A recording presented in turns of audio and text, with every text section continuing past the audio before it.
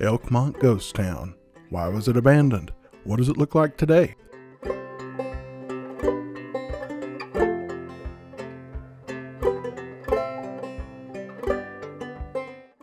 It's easy to brave in the light of day, wandering along the trails in the Great Smoky Mountains, but then the sun goes down and the moon is shrouded by the clouds. The campfire flickers blue and the lanterns sputter. We don't typically believe in spirits that linger in the places where their souls were wronged. But if you do believe in ghost stories, Elkmont is as good of a place as any to find them. What is Elkmont Ghost Town? What is known as Elkmont Ghost Town is a former logging camp town and once booming resort town near the Sevier-Blount County line in Tennessee. In the daylight, Elkmont is a historic relic lost to time. The first settlers in the 1800s were mostly hunters, homesteaders, and small-scale loggers. The town of Elkmont was established in 1908 when the Little River Lumber Company used the land as a base for mining operations. Not surprisingly, considering working conditions at the time, it was an especially dangerous place to live and work. Various logging and train accidents claimed lives and limbs, seeding the potential for angry ghosts. If you believe in that sort of thing, or good ghost stories if you don't.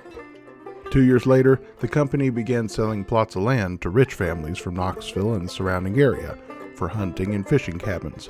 By 1912, a resort known as Wonderland Hotel was built on a hill overlooking Elkmont.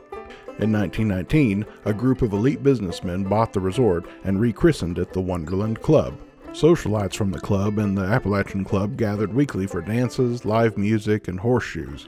For the next 2 decades, the vacation destination hosted East Tennessee's most wealthiest vacationers. And when the national park came, Elkmont's owners were given lifetime leases in the resort community to their cottages that were converted to a 20-year lease in 1952. The leases were renewed once in 1972, but the renewal was denied in 1992.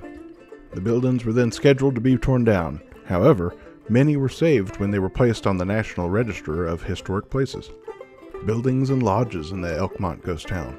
According to the National Park Service, the park had to decide which buildings to preserve, and the decisions were based on cost, environmental impacts, the feasibility of preservation, and the importance of the structure. Specialists within the Park Service and contracted firms worked on the project. As a result, 18 of the cabins associated with the Appalachian Club are being preserved by the NPS today.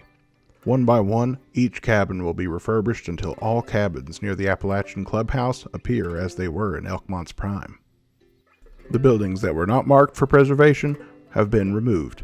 Yet these buildings were not completely erased from the landscape.